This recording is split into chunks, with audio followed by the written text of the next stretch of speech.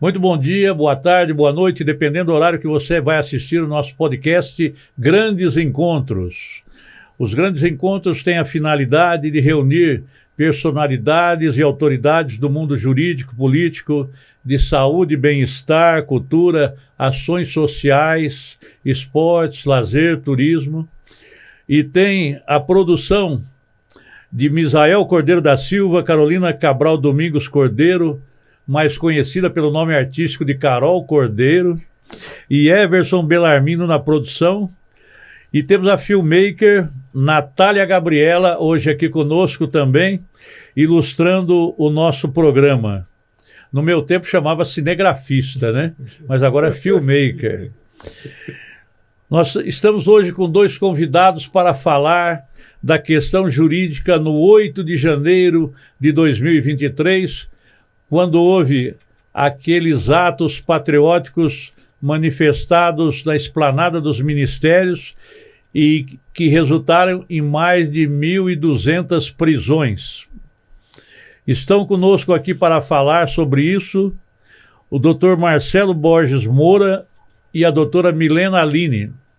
Dr. Marcelo Borges Moura é advogado, especialista em direito penal, bancário e de família, secretário-geral da gestão da OAB no ano de 2021 na OAB do Riacho Fundo 1, Riacho 2 e Recanto das Emas.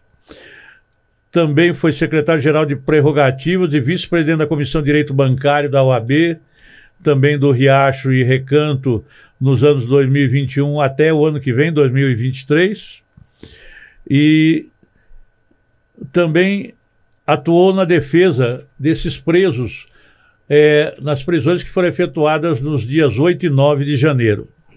Já a doutora Milena Aline é advogada formada pelo Centro Universitário do Distrito Federal, mais conhecido como UDF, vice-presidente da Comissão de Acompanhamento de Atividades Policiais da subseção da OAB do Riacho Fundo 1, Riacho 2 e Recanto das Emas, e membro da Comissão de Direito Penal e Execução Penal da OAB, subseção de Samambaia.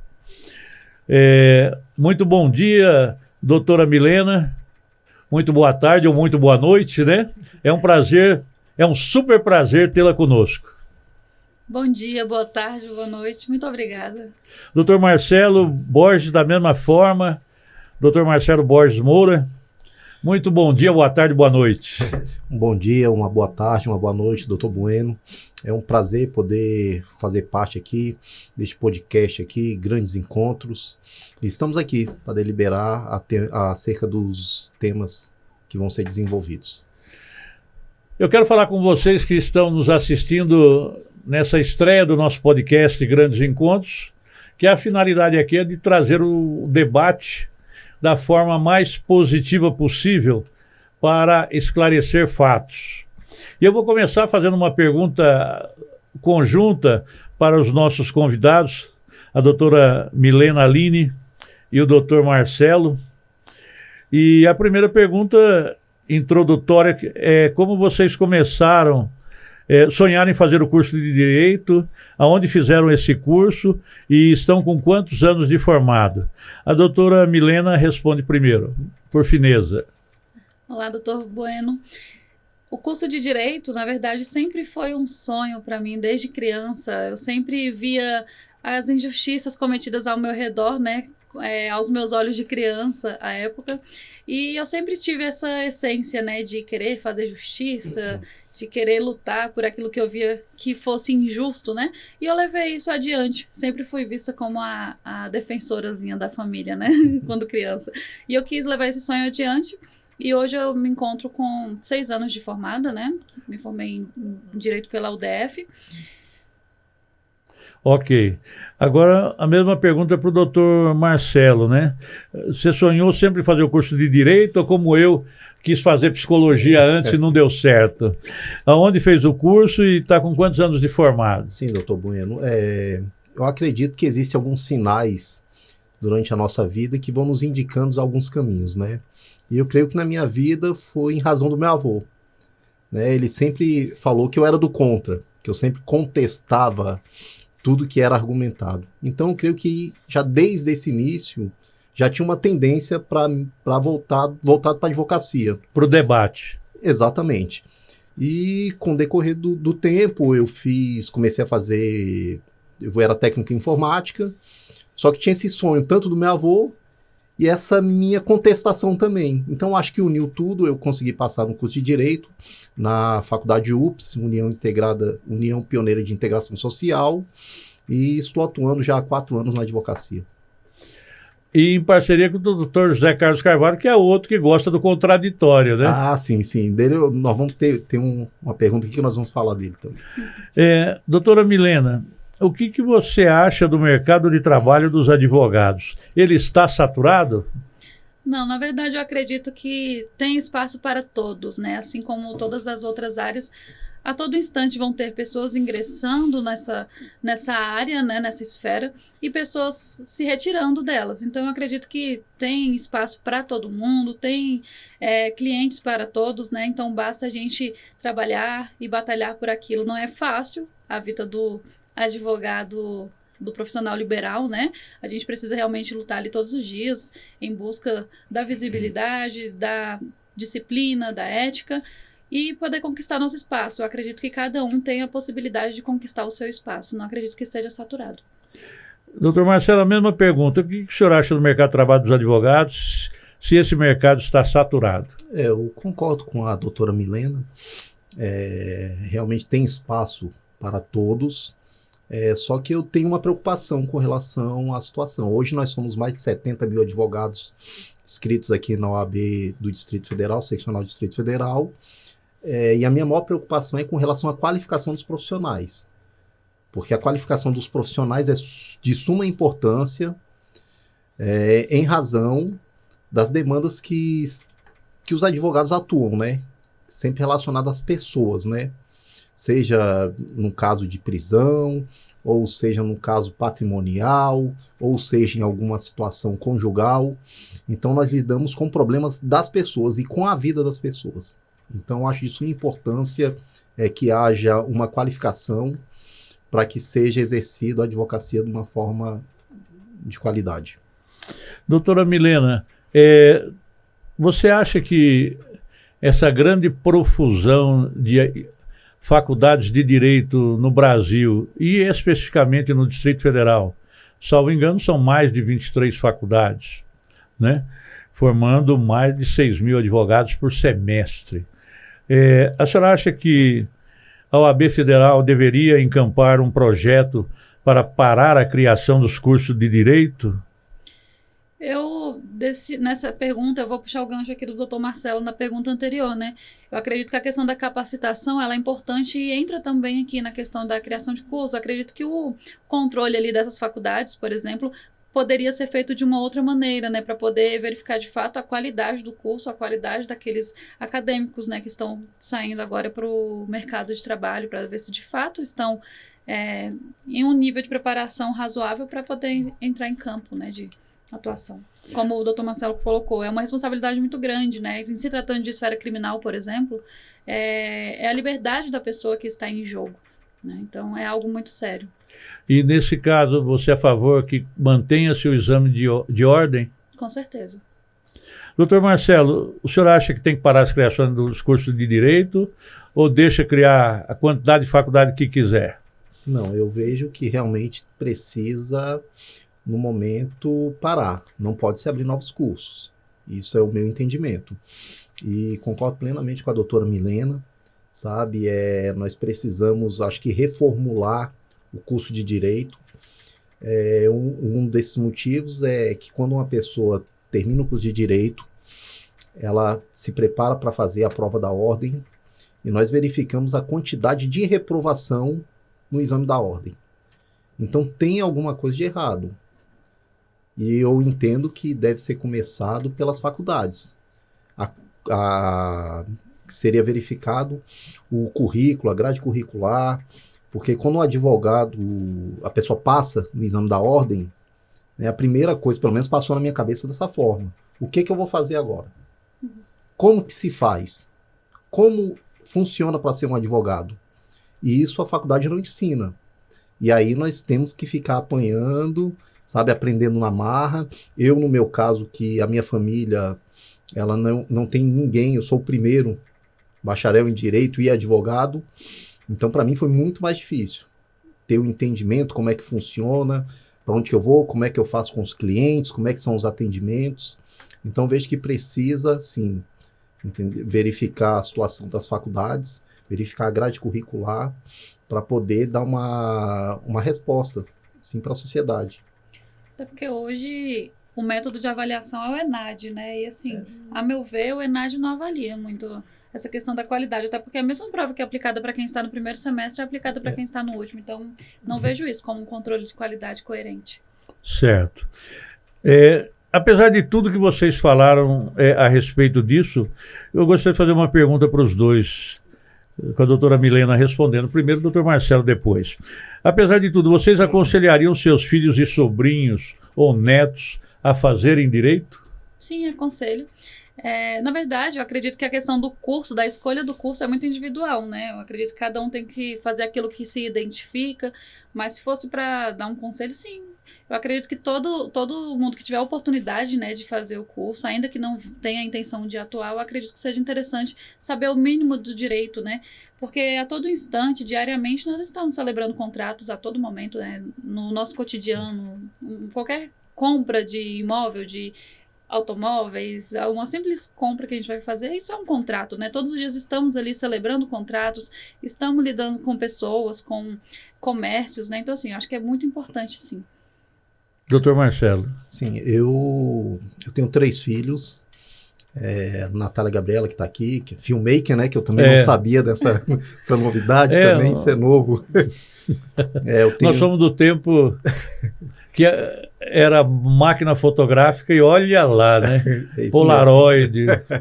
Isso mesmo, doutor Bueno. Então tem a Natália, né, que ela é filmmaker, tem o Rodrigo Augusto, que ele é militar, e entrando nessa questão aqui é minha filha mais nova, a Priscila, que ela já deu interesse de cursar Direito, e eu creio que vai ser muito mais, não somente um advogado, ela vai muito além disso.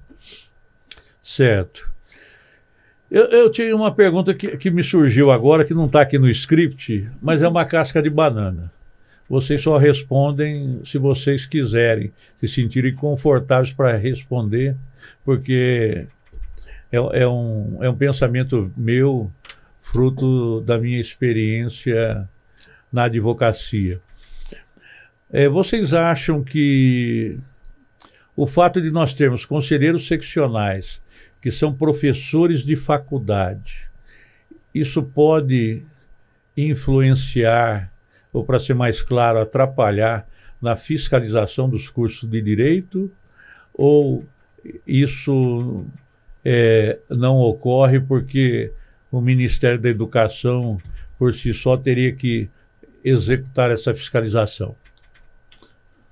Doutora Milena. Se na prática acontece de atrapalhar, eu não sei, mas eu acredito que, na verdade, eles poderiam servir justamente para poder ajudar, né? Melhorar a qualidade. Né? Eu penso assim, né? Não sei como que ocorre na prática. Doutor Marcelo.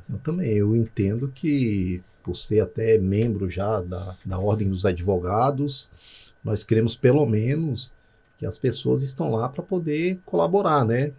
Que não estão para atrapalhar o curso de Direito. Certo. Doutora Milena, quando começa a sua participação como advogada criminalista e se a senhora só atua na área criminal? Certo. Desde o início da faculdade, meus olhos brilharam mais quando eu comecei a ter o contato com o direito penal. E o meu irmão, ele já atuava, né? Quando eu estava ali na metade do curso, meu irmão já havia se formado e ele já estava atuando na esfera criminal. Ele foi uma das minhas inspirações, né? Tive grandes professores na faculdade que também foram minhas inspirações. E o próprio conteúdo mesmo criminal, sempre eu gostei mais, tive mais facilidade, eu me interessava mais por esse conteúdo. Então, assim, eu acredito que desde a época de faculdade, eu já me interessei por essa esfera e dali eu segui em frente. Tanto que a segunda fase do exame de ordem eu fiz em direito criminal, eu cheguei até a gabaritar ali a peça, as questões, enfim. E eu sempre fui apaixonada mesmo por essa esfera, então... Não consigo nem identificar o dia exato. Só atua nessa área? Né? Não atuo somente nessa área, atuo também na esfera civil e família. Certo. Doutor Marcelo, quando que o senhor começa a atuar como advogado criminalista, E além da advocacia criminal, o senhor atua em mais alguma área? Sim, doutor Bueno. O criminal, na verdade, é a paixão, né? Todo mundo, quando chega na faculdade, torce para ter aula de direito penal, processo penal, até porque com relação ao que passa na TV, né? A gente olha os crimes, você fica naquela empolgação, né? Eu quero saber como é que funciona. E eu não atuo somente na área criminal, eu nem gosto de rotular na área criminal, porque senão as pessoas entendem que você só mexe com a área criminal. Quando fala você é advogado criminal, você só mexe com criminal, você não sabe fazer outra coisa. Não, nós somos advogados, tá? Eu atuo também na área civil, em especial em direito de família e sucessões, mas a minha grande paixão, meu amor, é o direito criminal. E como eu comecei no direito criminal, e aí entra o meu sócio, o Dr. José Carlos Carvalho, que além da paixão que eu já tinha, e conheci ele através de uma ação de uma pessoa conhecida, fui acompanhando, na verdade eu nem era advogado ainda, só era bacharel em Direito, e acompanhei ele nesse processo, um processo muito complexo aqui em Brasília, e fui verificando a forma dele trabalhar, a dedicação dele, e com isso foi me aflorando cada vez mais. E aí eu resolvi fazer a prova da Ordem dos Advogados, tive êxito, passei, e estamos aí, na batalha até hoje aí do direito criminal. Uma outra pergunta que não estava no script que me veio agora. Doutora Milena, advogar em delegacia, tem que ter jogo de cintura para conversar com o delegado? Com certeza.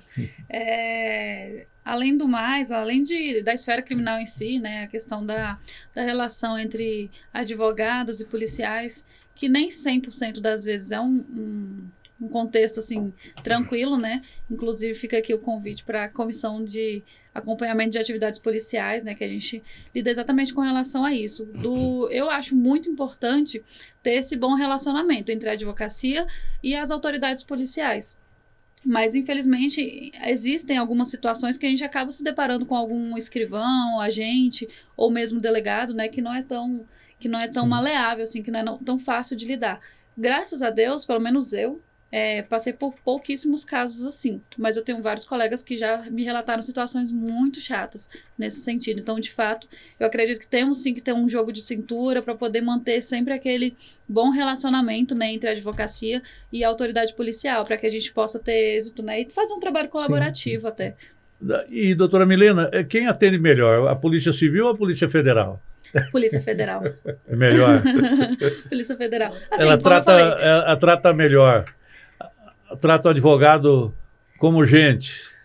O tratamento, na verdade, como eu falei, eu nunca tive problemas, né? Com a Polícia Civil também. Mas, inicialmente, quando a gente chega, pelo menos eu, quando a gente chega diretamente ali às autoridades policiais, seja o agente, delegado, escrivão, enfim, parece que a visibilidade, quando a gente está lidando com a Polícia Federal, é diferente. Parece que a gente é visto assim de uma forma diferente, né? Então, pelo menos neste momento, eu tenho tido um êxito melhor com a Polícia Federal, uma forma de tratamento diferenciada. Doutor Marcelo, e o senhor? O que o senhor vê essa questão da delegacia? Como que é o seu embate com a autoridade policial e quem atende melhor o advogado, a federal ou a civil? Doutor Bueno, a Milena já explanou bem a situação do advogado criminal, né? Uhum. E realmente eu tenho essa acessibilidade muito tranquila com relação às delegacias. Tanto a delegacia de Polícia Civil como a delegacia da Polícia Federal. Eu nunca tive nenhum problema sério. Sempre tem aquele agente que às vezes quer trazer um embaraço para o nosso trabalho, mas eu acredito que é uma questão de bom senso, o advogado ter também o tino ali, porque de repente a pessoa pode estar passando por uma circunstância e que na verdade, através de uma conversa, nós conseguimos resolver todas essas situações. Eu costumo brincar nessa situação que quando a gente não tem fios brancos, parece que a gente é mal visto, assim, no primeiro contato, né? Então, eu acredito que a partir do momento que você tem a oportunidade de falar, sim, é que vai definir ali aquele relacionamento. Essa questão dos fios brancos é interessante. Quando eu era novinho de formado, né? eu deixei a barba crescer. Meu filho, quando formou, também deixou a barba, porque ele falou, senão o delegado não atende a gente legal. Não vai passar seriedade. Mas vamos lá, agora nós vamos tratar com os dois de forma um pouco diferente, porque o perfil da clientela de ambos no dia 8 e 9 de janeiro é um perfil diferente. A doutora Milena atendeu os proprietários de ônibus apreendidos e o doutor Marcelo atendeu os patriotas em pessoa, né? Então vamos começar. Doutora Milena, onde a senhora estava em 8 de janeiro desse ano e como iniciou a defesa dos proprietários de ônibus? No dia 8 de janeiro eu estava em Nárnia, né? Assim, eu estava no período de recesso, né? Já não estava na esplanada? Só não estava na esplanada. O livramento que a senhora teve. Não me comprometa, né, doutor? Não me comprometa e realmente não estava. Era para ter feito uma viagem, inclusive, né, com a minha família, e eu resolvi ficar para descansar e falei que eu viajaria algumas semanas depois, né? E aí realmente eu fiquei descansando, estava desligada de internet, televisão, tudo. Até que ao final da noite, já quase meia-noite, quando eu liguei a TV, eu vi que passou, assim, eu até me assustei, né? Falei, o que está acontecendo, né? Estou realmente em Nárnia. E foi quando eu vi toda a situação, quando eu liguei a internet, que eu vi que estava acontecendo, vi que era algo muito sério, né, inclusive. Vi que alguns colegas já estavam por ali, né, na esplanada para poder acompanhar o caso, ver se estava tendo algum tipo de irregularidade nos flagrantes, enfim. Mas, dia 8 de janeiro, eu estava em casa. Certo. E os ônibus que a senhora atendeu ou atende, eles foram todos presos no QG do Exército ou teve ônibus preso em estradas? Não, na verdade, até o momento dos meus clientes, por exemplo, não teve nem conhecimento de algum que estivesse no QG, né? Porque foi o seguinte, eles trouxeram os passageiros, né? Foram contratados para transportar os passageiros, assim como são contratados em outros tipos de manifestações, outros tipos de excursão, uma viagem comum. Então, eles trouxeram esses passageiros, os passageiros desembarcaram, alguns no QG do Exército, outros ficaram em hotéis, enfim, em vários locais de Brasília. Grande parte no QG do Exército foi somente o desembarque. Dali, todos os ônibus foram orientados a se dirigirem para a Granja do Torto, ficar aguardando por ali. Então, algumas empresas de ônibus haviam sido contratadas para chegar aqui em Brasília no dia 8 e retornar já no dia 9.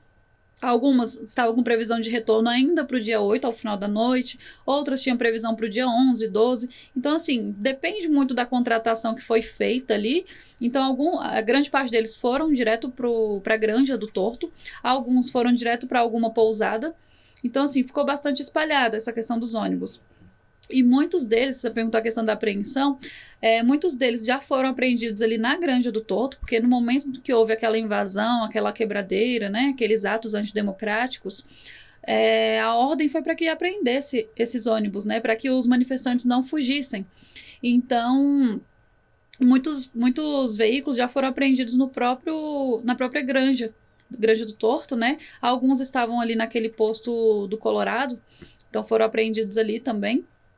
E muitos deles também foram apreendidos retornando para suas cidades, na segunda-feira, dia 9, no dia 10 também. Por esse motivo que temos ônibus espalhados por todo o Brasil. Tem ônibus apreendido aqui em Brasília, aí vai fazendo o trajeto, né? Tem Valparaíso, tinham ônibus apreendidos, Catalão, Paracatu, São Paulo, Santa Catarina. Então, assim, tem ônibus espalhados por todo o Brasil justamente por isso, porque foi no retorno que eles foram apreendidos. Foram mais de 50 ônibus? Foram mais de 100 ônibus. Nossa. O que eu tenho conhecimento são 118 ônibus, mas, salvo engano, tem uma quantidade ainda maior. Certo. E quem contratou a senhora? Foi um pool das empresas de ônibus? Foram eles individualmente fazendo uma propaganda boca a boca? Foi o agronegócio? Quem foi?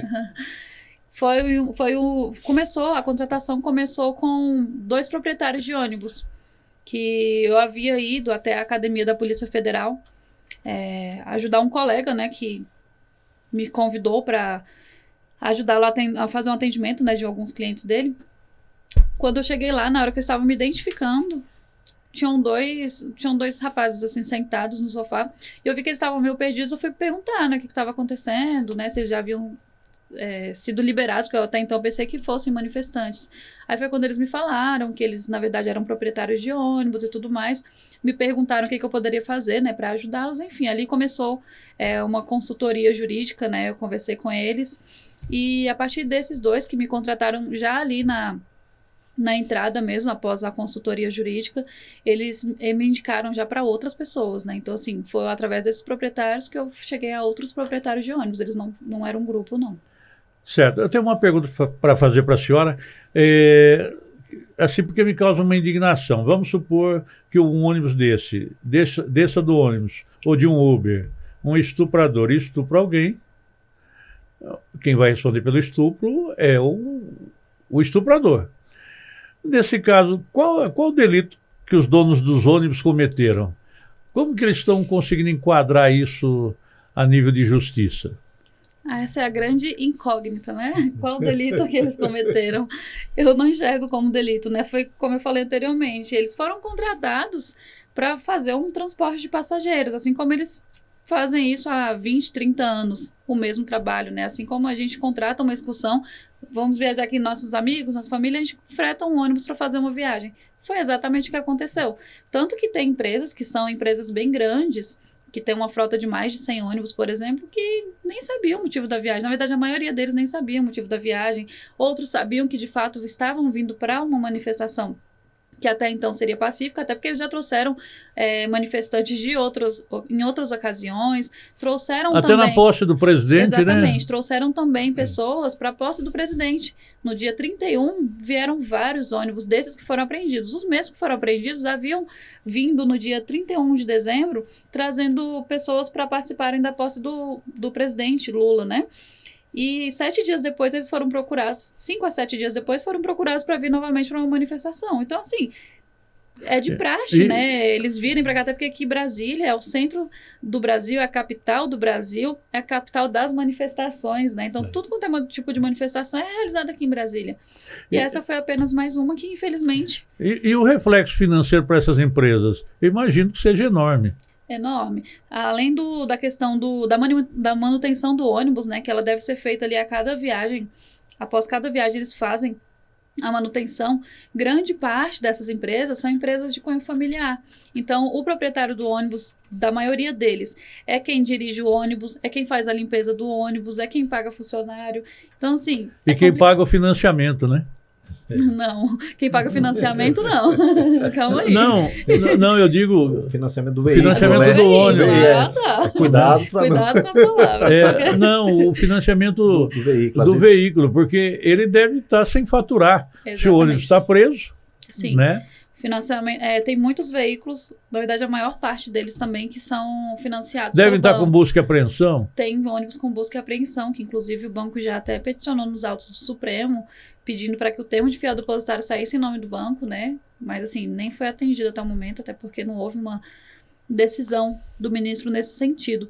Então tem sim vários proprietários que estão aí com esse... Além do prejuízo de falta de manutenção dos ônibus, né? Teve o prejuízo também da falta de viagens, porque muitas pessoas procuraram. E o que acontece? Essas empresas, a maior parte delas, que era uma empresa familiar, é uma empresa familiar, muitos deles possuem apenas um ônibus na frota. Alguns têm algumas vans, mas possuem somente um ônibus, outros não têm nem van, somente aquele ônibus, que é o único ganha-pão da família, que eles utilizavam para fazer transporte de alunos para faculdade, para alunos de escola, excursões em cidades próximas, que realmente era uma forma de sustento pessoal e familiar, né? E esse único ônibus, além de tudo, era um ônibus financiado pelo banco e estava apreendido até agora, né? Durante 5 meses. Tem ônibus que ainda não foi restituído, que se encontra nessa situação. Então, assim, o prejuízo, ele é indescritível. Fora aquele tanto de pessoas que procuraram para fazer passeios, excursões e não conseguiram contratar porque o ônibus estava apreendido, né? Então eles deixaram de ganhar muita coisa. Certo. Doutora Milena, ainda uma pergunta aqui. Qual a lição, reflexão ou reclamação dessa sua experiência profissional? Olha... Lição, reflexão ou reclamação? Acho que a grande lição, principalmente para nós advogados, né, a questão da resiliência e persistência. É verdade. porque desde janeiro, acredito que o doutor Marcelo também esteja passando Sim. por isso, né? Desde janeiro, a gente vem insistindo de todas as formas, a gente vem arriscando, né? Digamos assim, Sim, em sim. todas as esferas, em todos os órgãos que a gente pode fazer o melhor para o nosso cliente, a gente tem feito, né? Então, acho que a maior lição é a questão da persistência, porque não tem sido nada fácil atuar nesse processo. Inclusive, completando, doutora Miranda, nós tivemos, né? Sim. Nós tivemos na PGR, nós tivemos no Supremo, tivemos no Conselho Federal da OAB também. Então, assim, é árdua, muito árdua esse trabalho com relação a esses fatos ocorridos no dia 8 de janeiro. Então agora vamos passar para o doutor Marcelo, aproveitando que ele já está com gás aí falando, né? Vamos lá. E o senhor, doutor Marcelo, estava onde no dia 8 de janeiro? Estava pescando ou estava na esplanada? Não me comprometa também, doutor Bueno, tá? Realmente eu estava em casa, tá? No dia 8 e assistindo televisão, estava tentando assistir um jogo, mas os noticiários, né? Não paravam, né? Não paravam e eu fui acompanhando de casa mesmo, né? Como é que ia ser o desenvolvimento, né, daquela situação, até porque nós não sabíamos o que poderia acontecer com relação aos fatos do dia 8, e ficar em casa aguardando mesmo. E quando que o senhor começa a atender os patriotas? No dia 8 à noite ou no dia 9 pela manhã? Não. Na verdade, os nossos atendimentos começaram a partir do dia 9. Um conhecido do meu sócio, o doutor José Carlos Carvalho, conhecido dele, advogado do Sul, contactou o doutor José Carlos, informando que tinham algumas pessoas que estavam detidas em Brasília e pediu o nosso auxílio. E aí nós começamos a fazer o levantamento, né? Já sabíamos, tinham outros colegas já que estavam atuando, e fomos informados que as pessoas tinham sido encaminhadas para a Academia da Polícia Federal. Certo. E aí o senhor chega lá na academia, que a gente pode chamar também de acampamento prisão, né? Nas imediações da Torre de TV, em local próximo a Sobradinho. O que o senhor encontra lá? Que situação o senhor encontra lá? Doutor Bueno, realmente foi uma situação deplorável. Tá? Eu nunca esperei que passaria e ia verificar, assistir uma situação daquela. Condições de higiene? Nenhuma. Não tinha condições de higiene, alimentos também não. Fazer só um contexto antes de poder adentrar nessa situação, o que aconteceu. Existem dois fatos, tá? Tem os fatos do dia 8, as pessoas que foram presas nos atos do dia 8, na esplanada dos ministérios, ali quando invadiram o Congresso Nacional, o Supremo Tribunal Federal e o Palácio, e aos seus arredores também. Então esse foi um grupo de pessoas que foram presas no dia 8. E existe um outro fato ocorrido no dia 9, que foram as prisões das pessoas que se encontravam na frente do QG. Então são dois fatos separados. Essa segunda prisão, o Exército enganou os presos, dizendo que eles iam para a rodoviária? Eu não posso afirmar que foi o Exército, mas a informação que nós tivemos junto às pessoas, né, que foram levadas para a Academia da Polícia Federal, é que houve uma ordem, uma informação, que existia uma ordem judicial que fossem desmobilizados todos os acampamentos em frente ao quartel-general. E essa ordem foi informada para todos que estavam presentes e que eles deveriam pegar e ingressar dentro dos ônibus que estavam ali já prontos, que eles seriam encaminhados para uma outra localidade, e nessa outra localidade cada um ia buscar os seus ônibus, né, que a Milena cuidou bastante aí. Seu destino. E o seu destino final. Certo. E voltando, então vamos voltar para a Academia da Polícia Federal. E aí com isso o que aconteceu? Eles, segundo o relato, a maioria deles não conhece Brasília, a maioria deles são de fora de Brasília, então eles não conhecem. Eles falaram que entraram dentro dos ônibus e fizeram um tour por Brasília primeiro. Parece que, segundo algumas informações, eles foram primeiro para a Polícia Federal. Para a DPE não quis receber? Exatamente, a DPE parece que não quis receber, não tinha condições, estrutura para isso. Foram para a Polícia Federal, também chegou lá, não tinha estrutura também para estar acolhendo essas pessoas, e posteriormente foram encaminhados para a Academia da Polícia Federal. Nós chegamos lá no dia 10, tá? No dia 9 teve todo esse trânsito. entendeu? Ficou essa situação de vai para aqui, vai para ali, até levarem eles para a Academia da Polícia Federal. No dia 10 de manhã cedo, nós já estávamos lá presentes para fazer os acompanhamentos, buscar as pessoas que nos foram indicadas. E neste momento que nós verificamos, né, a situação deplorável, quer dizer, as pessoas passaram esse tempo todinho andando de ônibus. Sem condição de fazer necessidade fisiológica. Isso, exatamente, sem as condições de... Porque não eram os ônibus de viagem que eles vieram. Eram os ônibus... Não eram ônibus de viagem, não eram os ônibus apreendidos, né? Sim. Não eram. Eram os ônibus locais, né? De Sim. transporte local de funcionários Sim. e tal, que foram fretados, né? Isso, e sem alimento também. Certo. E na Academia da Polícia Federal, o que nós encontramos naquele momento? Nós chegamos, nós tínhamos uma lista de alguns nomes. Só um minuto, doutor Marcelo.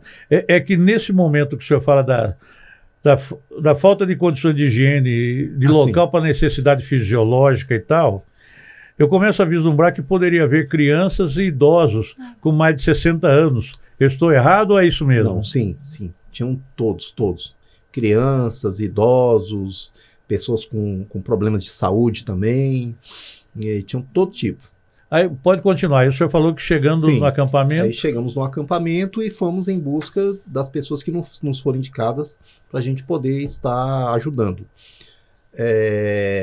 Na hora que eu olhei, eram mais de 1.000 pessoas naquele local. Estava Loucura. aterrorizante aquele local. E assim, era uma quadra de esporte. É um campo de concentração. Tinham muitas pessoas nessa quadra, estava lotado a quadra. Nos gramados ao redor. Os gramados ao redor, tinham barracas, pessoas acampadas, pessoas andavam de um lado para o outro, porque ninguém, na verdade, sabia o que estava acontecendo.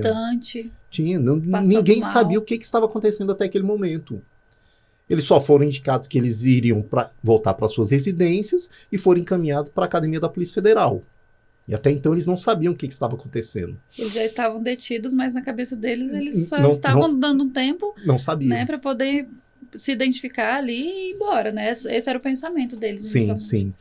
E acabou que nós encontramos as pessoas que nos foram indicadas, conversamos com ela, falando que estávamos ali para poder ajudá-las. E após isso, nós buscamos as autoridades policiais para saber qual seriam os procedimentos. Chegando ao delegado da Polícia Federal, responsável pelos fatos, ele nos informou que todos que estavam ali, todos não, exceção, desculpa, que pessoas que estavam com criança e idosos, esses seriam liberados. O restante, gestantes também. Gestantes, e com enfermidades comprovadas, esses seriam liberados, e foram liberados. E o Alguns restante ainda ficaram, né, que resistiram. Teve alguns que ficaram. E acabou que o restante seriam todos eles presos. Essa foi a informação que nos foi passada.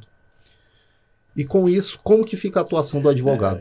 Quer dizer, só um detalhe, quer dizer que nesse momento o Estado toma uma decisão através das suas autoridades policiais de que quem está com filho ou está gestante ou tem mais de 60 anos não cometeu o crime. Só quem tem entre 18 e 60 anos que cometeu o crime. Eles dão uma liberação. Sim, na verdade, doutor Moura... Dentro da ótica deles, né? Não, em relação à ótica de vocês, ninguém cometeu, mas eu digo da ótica deles. Sim, mas ali é em relação à situação. Aquela situação era uma situação análoga. Deplorável, né? E até a Polícia Federal não sabia o que ia fazer. Era muita gente, com certeza tinham mais de 1.200 ali. Sim, você imagina ter milhares de pessoas que não sabiam o motivo que eles estavam ali. Sem alimento. Sem alimento, sem estrutura, porque não tinha estrutura também. Pessoas me relataram naquele dia ali na Academia da Polícia Federal que estavam lá no QG apenas vendendo água. Né? Eu tenho informação que o rapaz, um Uber foi chamado, ele entrou e na hora de sair não conseguiu mais e foi preso.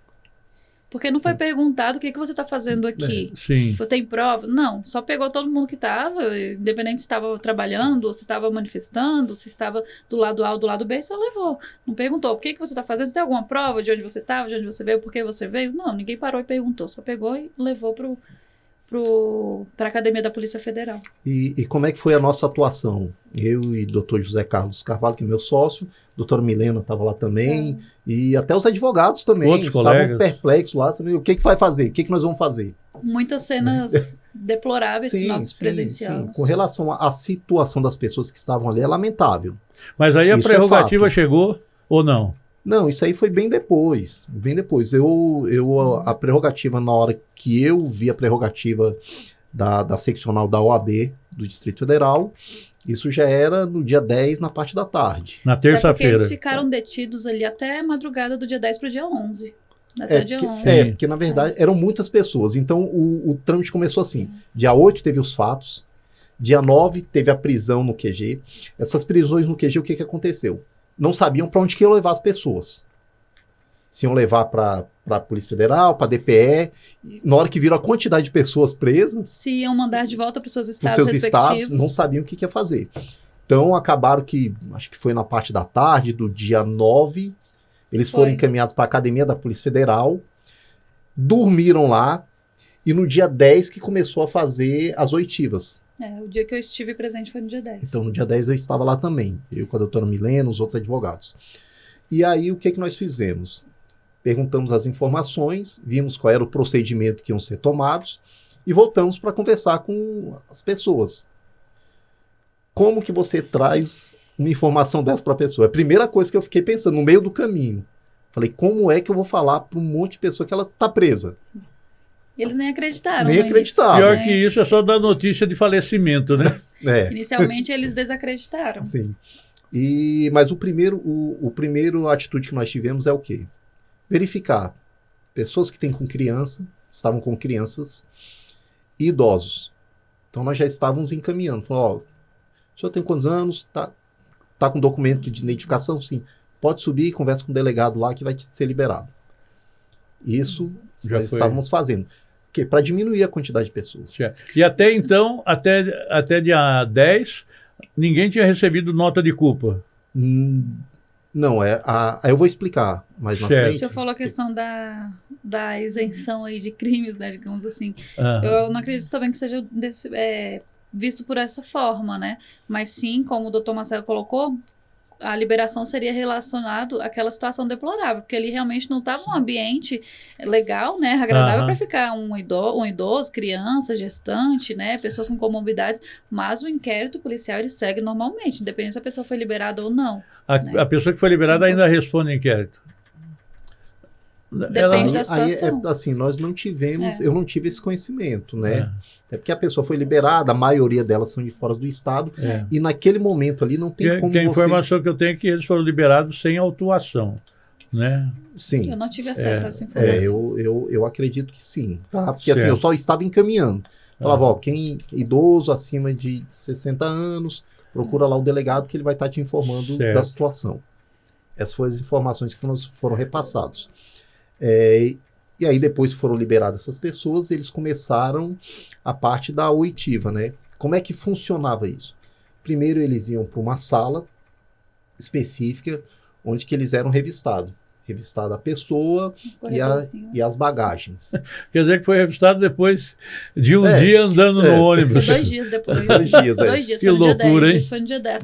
Foi à tarde que começou esse procedimento. Aí os caras fazem curso da SWAT nos Estados Unidos e vai revistar o sujeito 2 dias depois. Mas aí, doutor Bueno, assim, eu nem culpo a autoridade policial, da Polícia Federal, porque realmente é uma situação que eu acredito que nem eles mesmos esperavam. É uma situação anômala, né? Sim, com totalmente certeza. Atípica, com né? certeza.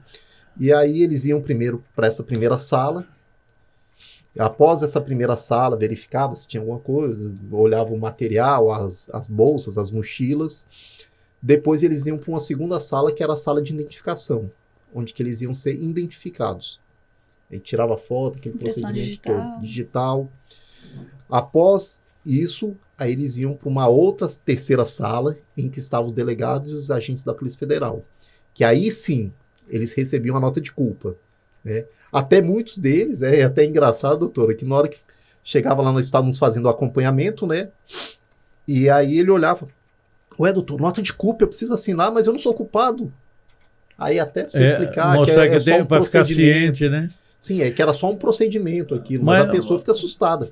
Mas deixa eu ser um pouco chato, voltar um pouquinho aí. Quer dizer que ficaram 2 dias sem ser revistado. Se um sujeito desse realmente fosse terrorista, como parte da imprensa falava, o cara poderia ter ficado 2 dias com uma granada no bolso, né? Sim, sim. Não teria sido localizado. Não houve né? essa vistoria, né? Antes do dia 10.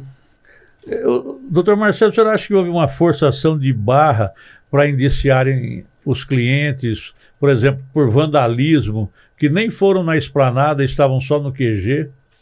Eu não diria forçação de barra, mas ilegalidade. Que nem eu expliquei anteriormente, né, são 2 situações diferentes, distintas. As pessoas que foram presas no dia 8 cometendo, aqueles que cometeram e foram identificados, esses vão ter que responder. Isso é fato. Sim. Nós não estamos aqui, tá, para passar a mão na cabeça de ninguém. Se a pessoa cometeu algum tipo de delito, alguma infração... Se depredou lá... Exatamente. Ela vai ter que ser individualizada, tem que ser identificada e vai ter que responder pelos seus atos. Até porque tem câmera em todos os locais. Exato. O mesmo serve até para a questão dos ônibus também, né? Se houve, de fato, alguma empresa ou proprietário de ônibus que financiou efetivamente a viagem, sim, logicamente tem que ser responsabilizado também. Mas deve haver ali uma investigação aprofundada com aquela situação. Não pode simplesmente punir primeiro para depois investigar. Só para jogar para a torcida, né? Tem que ter tem que primeiro investigar e depois, sim, em caso de culpa efetiva, aí sim vem a punição, né? Mas o que aconteceu até o momento foi o inverso. O inverso, né? Então, não tem um princípio da inocência, né? Exatamente. Você já é culpado. Então você que prova o contrário. Duplamente culpado, né? Antes mesmo de receber uma sentença condenatória. E no caso dos ônibus é mais grave ainda. Mais grave ainda, porque muitos deles têm contrato. Entendeu? Qual a responsabilidade dele, do proprietário do ônibus? Ele tem um contrato, ele foi contratado. Por isso ele tem algum envolvimento. Então libera os veículos e depois, se tiver, durante a instrução processual, comprovação de que ele tenha participado, que se tome as providências cabíveis. Até porque inicialmente esses ônibus aí já foram condenados, além de ter sido condenados ali por terem tido seu veículo retido, até o momento, 5 meses se passaram e esses veículos ficaram retidos, né? Teve a questão também da condenação pela própria sociedade. Tem ônibus ali que são muito conhecidos na cidade deles, que às vezes é uma cidade pequena, e passavam várias pessoas xingando o proprietário da empresa, mandando mensagem no WhatsApp, aparecendo na porta da empresa para ofendê-los, chamando eles de tudo quanto é nome. Então, assim, saíram várias e várias reportagens sobre aqueles ônibus, tratando aqueles proprietários como financiadores, como terroristas. Então, assim, teve a questão de todo aquele dano moral da empresa, do proprietário, né? Enfim. Doutor Marcelo, qual a lição, reflexão, reclamação dessa sua experiência profissional? Vou só retornar aqui, doutor, para finalizar concluir aqui com relação à última pergunta que você fez, foi com relação à forçação de barra. Então foi assim, os que foram presos no dia 8 e que foram identificados, eles vão ter que responder, isso é fato. E os que foram presos no QG, qual é o motivo e qual o crime que ele estava cometendo? Até porque esse acampamento já vinha de muito tempo.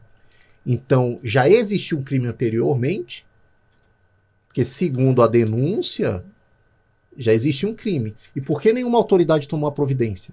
Somente no dia 8. Somente no dia 9, né? No dia 9, doutora. Somente no dia 9. Exército... E o Exército, e com aval do Exército. O Exército ainda policiava lá o local à noite. Sim, estava ali acompanhando. Estava acompanhando, o Exército acompanhando. Todas as autoridades estavam cientes e não tinha um setor de inteligência. Acompanhando justamente para ver se tinha algum tipo de terrorismo ali, né? Sim. Ou foi do nada. A partir do dia 8, do dia 9, falou, não, todo mundo que está lá é culpado. Então isso soa muito estranho. E aí parte da ilegalidade, né? Eu entendo como ilegalidade da prisão. Né? Você vê que o Código de Processo Penal, ele tem o seu rito. E, infelizmente, não foi seguido. Um dos grandes exemplos que todo mundo fala é com relação à audiência de custódia em 24 horas. Os professores de direito constitucional falam que não está dando para dar aula na faculdade, né? Que esse inquérito do STF fere todas as normas, até mesmo né? Depois quando foi autorizado ali a realização da audiência de custódia, os juízes não poderiam liberar ninguém. A ordem era que não liberasse, somente ouvissem. Então, assim, né? As audiências de custódia mesmo. Como é que foram as audiências de custódia?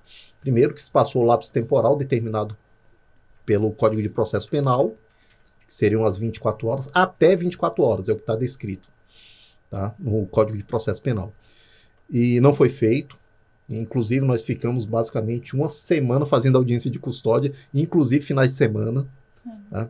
E todos os juízes, isso está gravado, as audiências foram gravadas, que os juízes ali eram meramente pro forma. Ouvintes.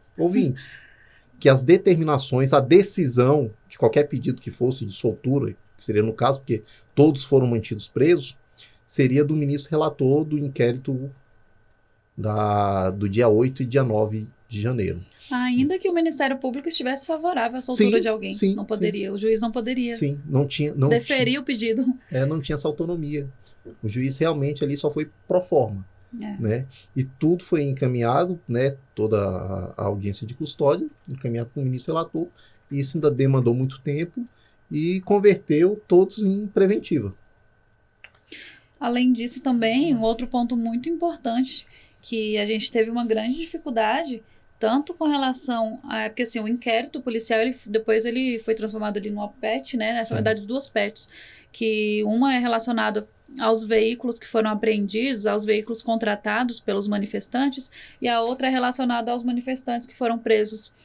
E ambas tiveram, por muito tempo, o acesso negado a nós advogados. Nós demoramos por mês, pelo menos na PET relacionada aos ônibus, ficamos mais de 2 meses sem acesso. Mesmo buscando prerrogativas, enfim, não conseguimos acesso em menos de 2 meses.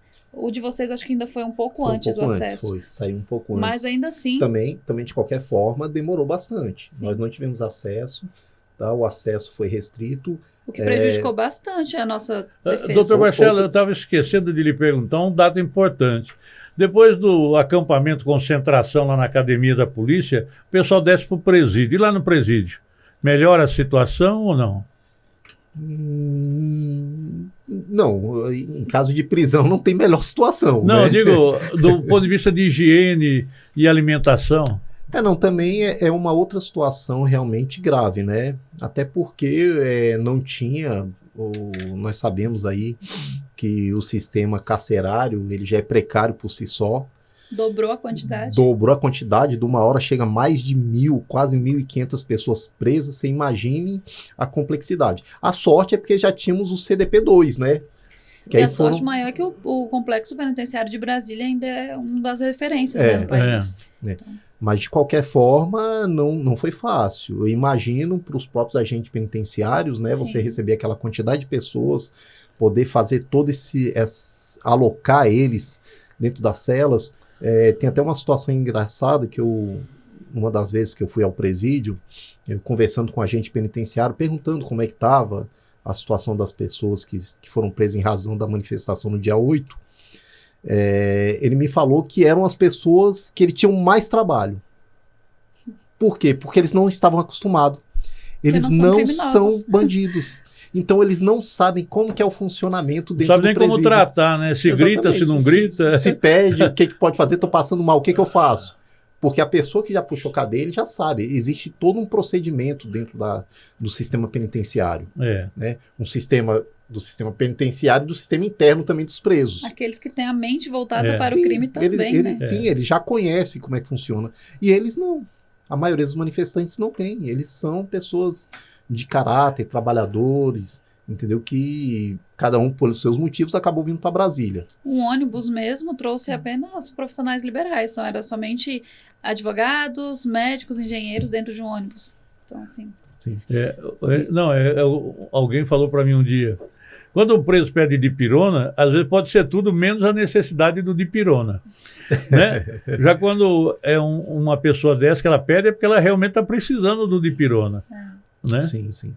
E, doutor Bueno, só para acrescentar mais alguma coisa com relação às pessoas que foram presas, sobre a legalidade, ou no caso a ilegalidade das prisões, tem até uma situação de alguns clientes nossos, que a pessoa chegou em Brasília, o ônibus teve seus problemas, demorou a viagem, eles chegaram em Brasília após as 19 horas.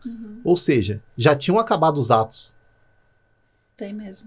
E aí, o que acontece? Foi aquela situação que a Milena comentou. Esse daqui... É o crime impossível, né? Esse ônibus ia chegar, estava previsto para chegar até meio-dia. Ele teve um problema de manutenção, ficou parado, só chegou após as 19 horas, e ele já ia retornar no dia 9 de manhã. E nem retornou. E não retornou, e a pessoa foi presa ainda. E o ônibus também. Então, assim, e aí parte da ilegalidade. Onde é que está a legalidade dessa prisão? Qual o crime que essa pessoa cometeu? É a explicação que a maioria dos advogados que estão atuando querem saber. Porque não teve individualização das condutas. As condutas não foram individualizadas. Entendeu? Eles pegaram tudo, a denúncia é única. Denúncia é única para todos. Eles pegaram a denúncia, imputaram um crime a todo mundo e falou, prende. Depois a gente vê o que faz. E qual a lição, reflexão, reclamação dessa sua experiência profissional? Realmente, doutor Bueno e a doutora Milena que participa, são vários fatores. Entendeu? De reflexão, eu tenho muito uma cautela e até medo em relação a essas decisões que, no nosso ponto de vista, tá? Decisão judicial nós acatamos. Não quer dizer que eu concorde com a decisão, tá? Mas nós verificamos a ilegalidade, principalmente com as pessoas do dia 9, que foram presas em frente ao QG. Nós visualizamos a ilegalidade da prisão. No meu entendimento pessoal, no máximo que eles poderiam fazer era qualificar as pessoas, fala, vai embora. Amanhã, identificando através de câmeras, através do celular, se a pessoa participou de algum ato, entendeu? Que vá atrás e prenda. Porque a regra do direito, a regra é o quê? A pessoa está solta. A prisão é exceção. E eles inverteram, não. Vou prender e depois eu verifico o que eu faço. Então, realmente, é uma situação muito delicada e eu fico aqui com essa reflexão. Aonde que nós vamos poder chegar? E com relação à experiência, é uma experiência única, né?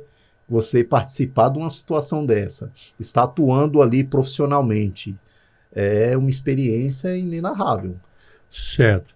Uma pergunta agora para os dois, doutora Milena e doutor Marcelo.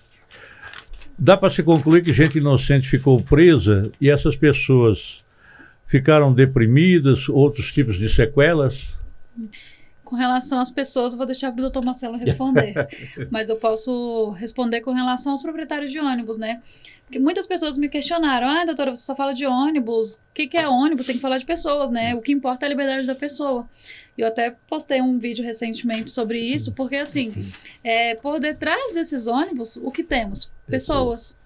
E essas pessoas têm sido constantemente prejudicadas. O senhor comentou a questão do prejuízo financeiro, mas existem questões que vão muito além do prejuízo financeiro, né?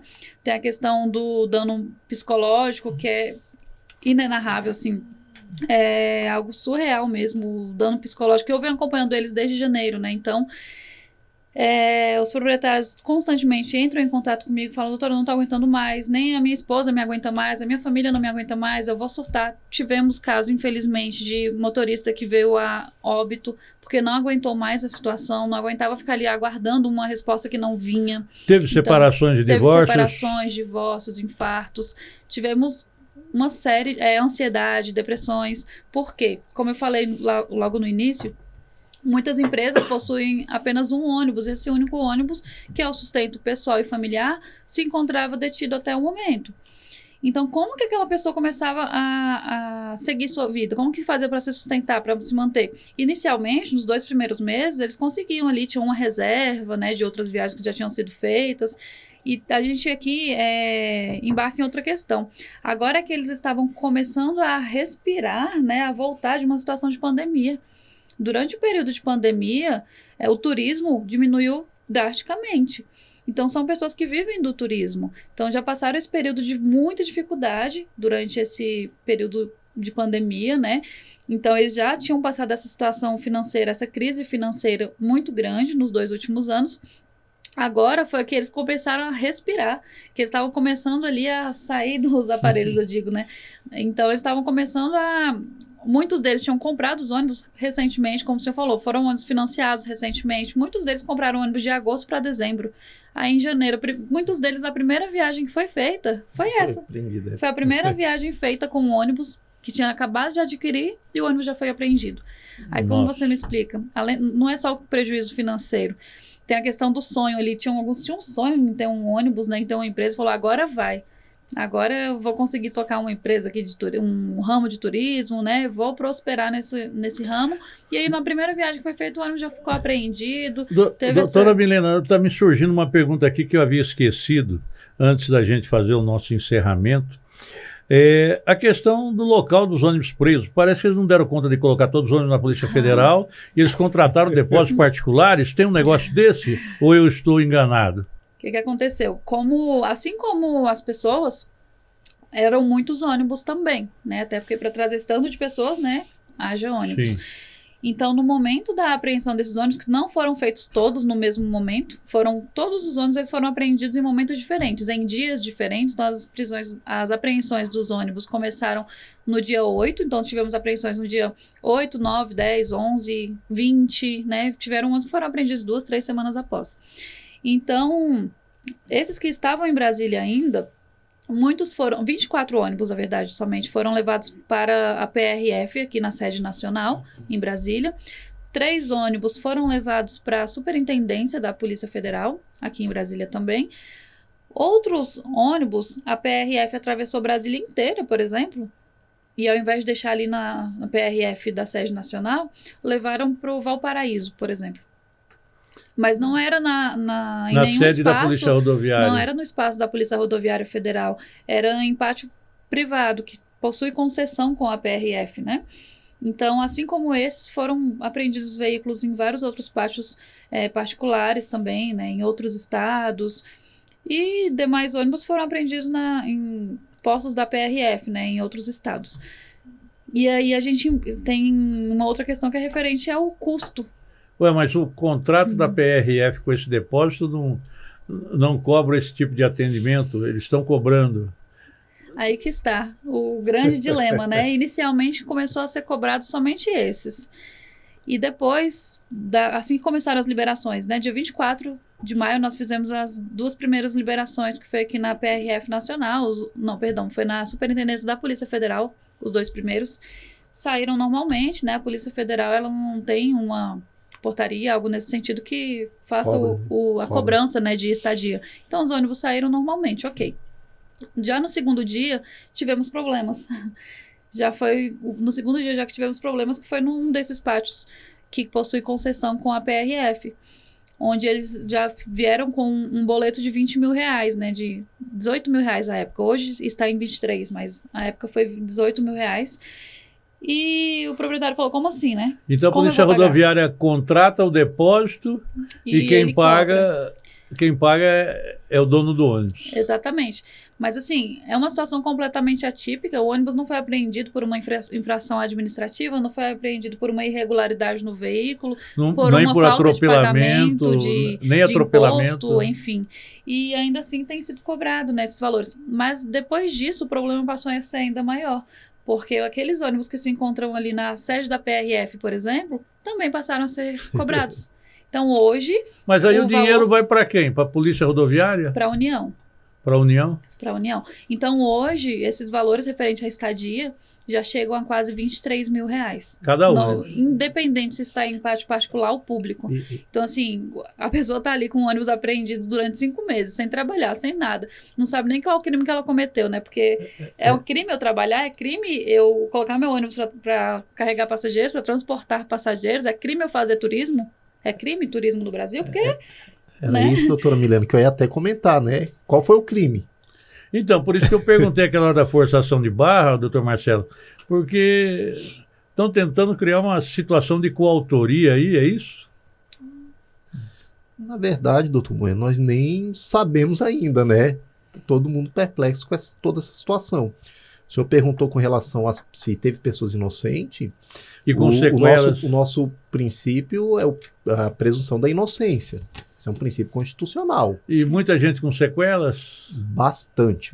Vou fazer um relato rápido numa das solturas que teve, né, que todos eles foram soltos, né, mediante utilização de monitoramento eletrônico, e contar um dos casos que a pessoa saiu de lá e no caminho nós tínhamos que dar suporte, que a maioria deles não são daqui de Brasília, encaminhar, deixar ou na rodoviária, ou então deixar no aeroporto, e essa pessoa que nós estávamos acompanhando, ele toda hora com a mão para trás. E eu falando para ele, para, não, pode tirar essa mão, anda normal, você tá solto. E, quer dizer, isso criou-se algo psicológico dele. Sim.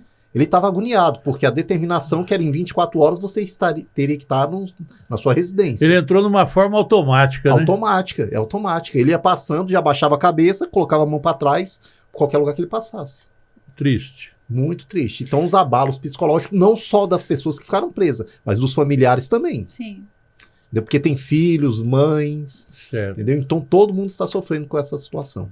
Você falou a questão da tornozeleira eletrônica, eu faço até uma analogia também com relação aos ônibus, que não é tornozeleira eletrônica, mas eles estão saindo nesse primeiro momento mediante a assinatura de um termo de fiel depositário, ou seja...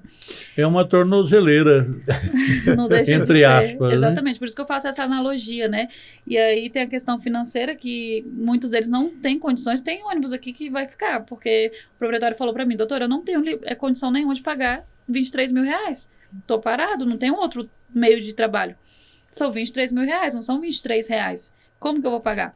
E se o ônibus sair? Se eu pegar um empréstimo, se o ônibus sair, eu não posso vender meu ônibus. O ônibus é meu, mas eu não posso vender, só posso mesmo Parece voltar que a trabalhar. Mas não é, né? Então, assim, querendo ou não, é uma tornozeleira eletrônica de forma diferente, né? Bem, doutora Milena Aline, doutor Marcelo Borges Moura, eu quero agradecer a presença de vocês aqui para esclarecer esses fatos, colocar os nossos microfones do podcast à disposição para despedidas. Doutora Milena, primeiramente, doutor Marcelo, depois. Obrigada, doutor Bueno. Eu que agradeço aqui essa oportunidade que o senhor está nos dando. Que grande responsabilidade, né, de estrear o podcast. Grandes Encontros, que seja um canal de extremo sucesso. Desejo que venham muitas pessoas que possam agregar aqui ao seu canal, que possa fazer a diferença ali na vida dos acadêmicos e dos nossos colegas também, advogados, e também de pessoas que gostam, né, de acompanhar o conteúdo. É de suma importância trazer essa diversidade. Muito obrigado. Muito obrigada. Doutor Marcelo. Doutor Bueno, queria agradecer também essa oportunidade, né, esse prestígio, né, doutora Milena, de estar no primeiro programa do Grandes Encontros com Laíson Bueno, né, estreia. Que honra, né, poder fazer parte, dizer que ficaram muitas questões em abertas, por exemplo, como é que está o andamento processual, porque assim, um programa só não daria para falar, né, nós precisaríamos aí de 2, 3, no mínimo, para poder discorrer. Mas, porque tem pontos sigilosos. Sim, mas desde então já agradeço já essa oportunidade, me coloco à disposição para que, se caso o senhor entenda que seja necessário, estaremos aqui tirando todas as dúvidas relacionadas a esse tema. Ok. Muito obrigado, então, doutora Milena Aline, doutor Marcelo Borges Moura. Quero agradecer a você que nos assistiu nesse primeiro podcast Grandes Encontros, dizendo que esse podcast tem a finalidade de abordar temas jurídicos, políticos, de cultura e ações sociais, saúde e bem-estar, esporte, lazer, turismo, enfim, todas as áreas da sociedade que se fizerem necessárias a gente esclarecer fatos, esclarecer detalhes, trazer pontos históricos, enfim. Agradecer também a nossa produção, nas pessoas do Misael, da Carol, do Everson, da Natália e até do nosso amigo Rafael, que fica mais nos bastidores ali, né? E dizer que daqui 15 dias nós teremos um novo Grandes Encontros aqui com mais 2 convidados. Um forte abraço a todos. Muito obrigado.